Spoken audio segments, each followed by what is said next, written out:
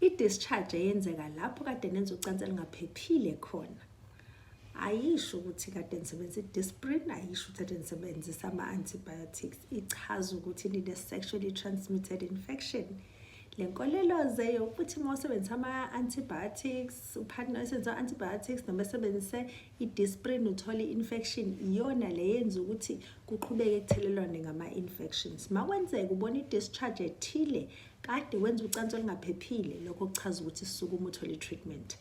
Kanti-ke futhi okunye okubalulekile ukuthola ama-discharge kaningi kuyingozi nakho, ngoba siyazi ukuthi akusikhona nje ukuthi uma uthole i-infection kufanele ube worried ngakuthola i-treatment umjovo lobuhlungu kuphela. Kufanele ube worried nangey'nkinga ey'thile ongaba nazo lapho usukwaba ne-infection. Isibonelo nje ama-urethral strictures, ngizokwenza ividiyo ephelele ekhuluma ngama-strictures nama-sexually transmitted infections.